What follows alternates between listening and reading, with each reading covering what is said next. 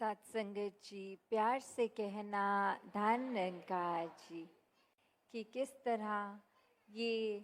जो परमात्मा है इसने पूरे ब्रह्मांड की जहाँ रचना करी और वहीं ये इंसानों की भी जहाँ आत्मा इस इंसानी तन में ही अपनी असली पहचान कर सकती है,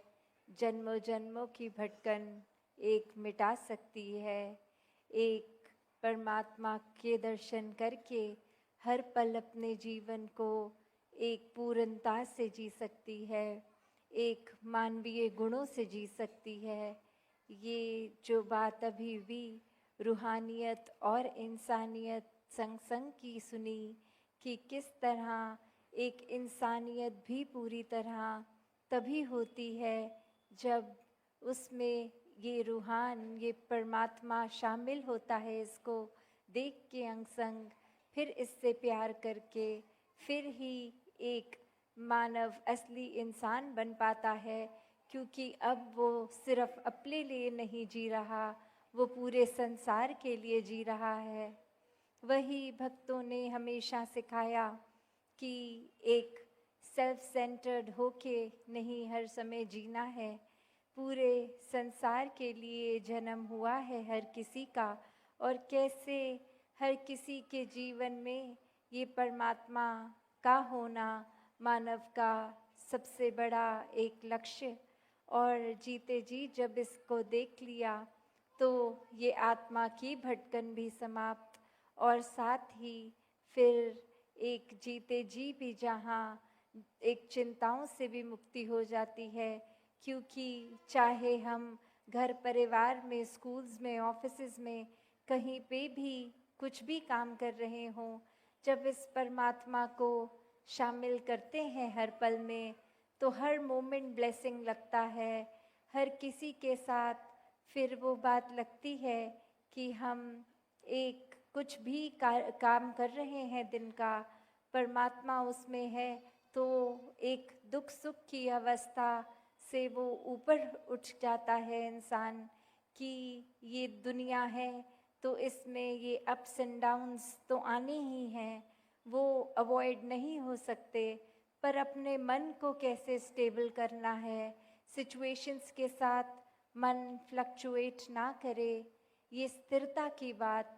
ये इस परमात्मा के साथ जो अपने मन को लगा लेते हैं, ये परमात्मा तो स्थिर है, ना इसका कोई शुरुआत ना इसका कोई अंत,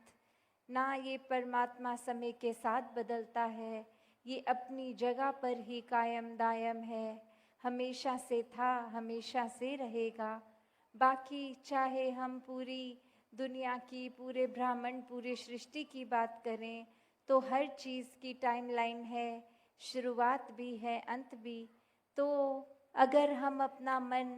किसी मटीरियलिस्टिक चीज़ के साथ जोड़ लेंगे, किसी इंसान के साथ जोड़ लेंगे, किसी वस्तु के साथ, सामान के साथ जोड़ लेंगे, घर बार के साथ, तो फिर एक मन ये ऑटोमेटिकली मटीरियलिस्टिक दुनिया में, इस माया में रहकर एक व्याकुल भी रहता है। ये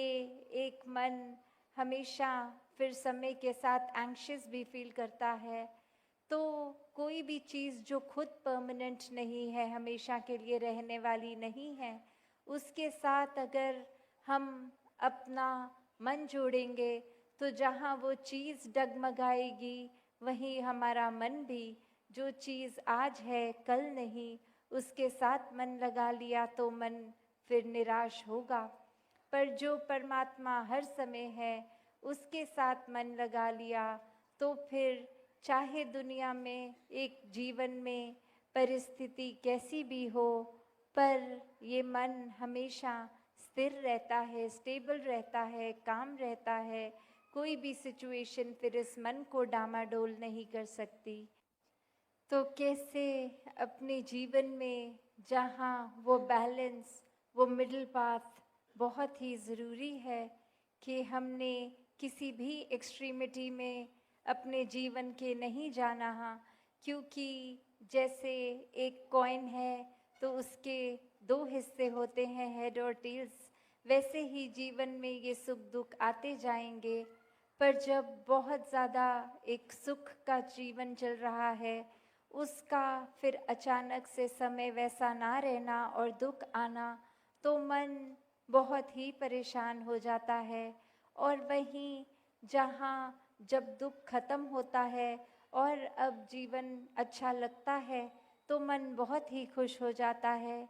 तो कैसे एक संत भक्त हमेशा से ये बात समझाते हैं कि कोई भी अपने मन को इस एक्सट्रीम सिचुएशन के साथ ना जोड़ें। ये मान के चलें कि हर कुछ टेम्पररी है, जो आज है कल नहीं। और जो व्यक्ति फिर इस परमात्मा को, निराकार को हर सिचुएशन में डाल देता है, तो उसके लिए तो दुख भी दुख नहीं रहता। वो तो आनंद में हर समय ये ब्लिस फील करते हुए हर समय ही होता है। कोई भी चीज़ अगर अपने मन मुताबिक हो ना हो, वो ये जानता है कि ये परमात्मा के मुताबिक हुई है और इसी में एक हर एक की भलाई है।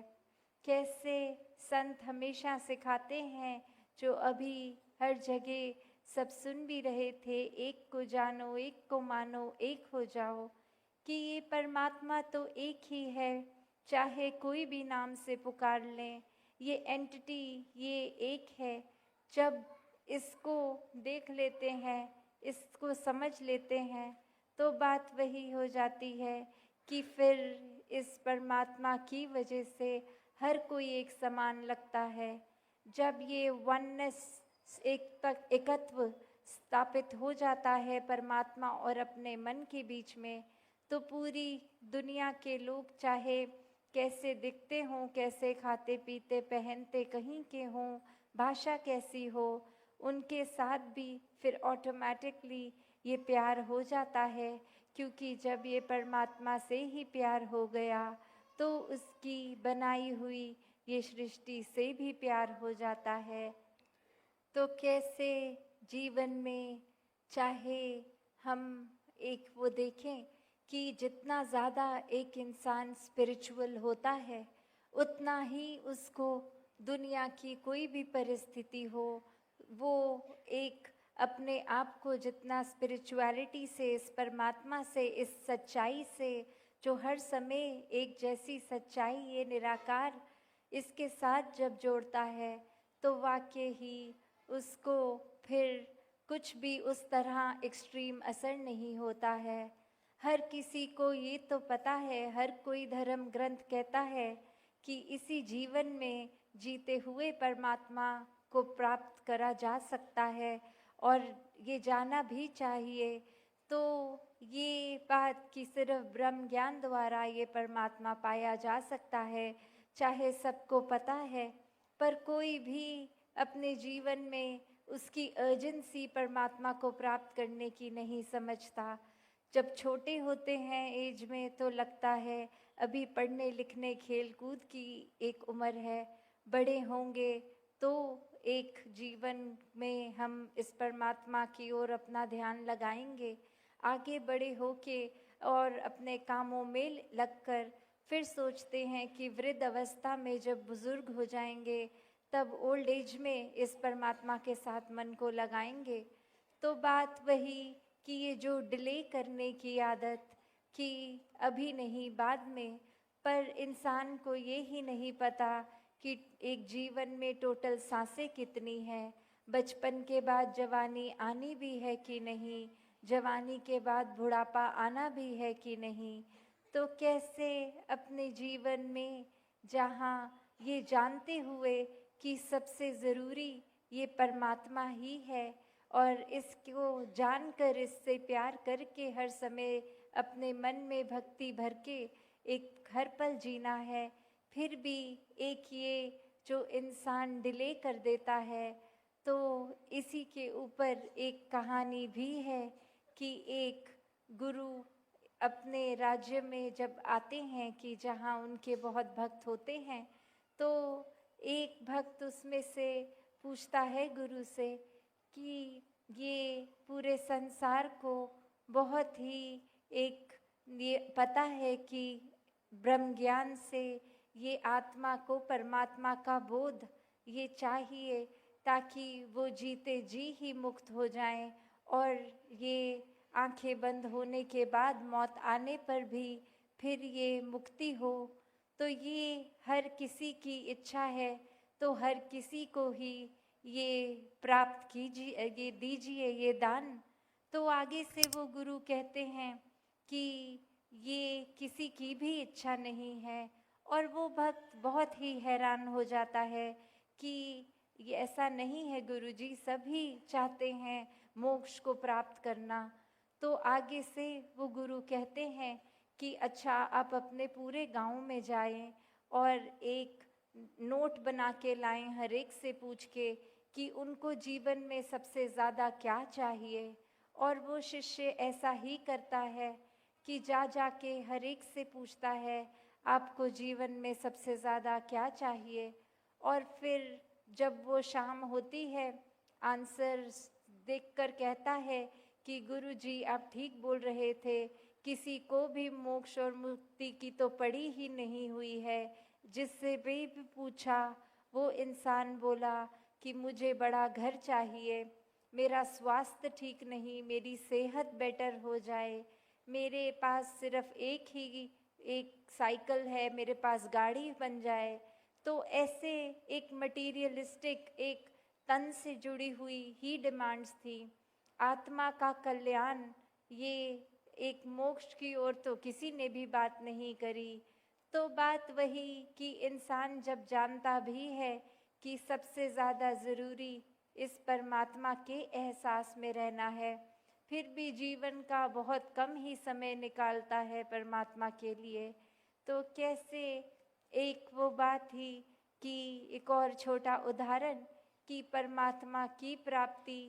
इस तरह होनी चाहिए, जैसे पानी के अंदर अगर अपने मुंह को ज़्यादा देर रखते हैं तो ऑक्सीजन कम होने पर वो सांस लेना भी मुश्किल लगता है। उस समय जो लगता है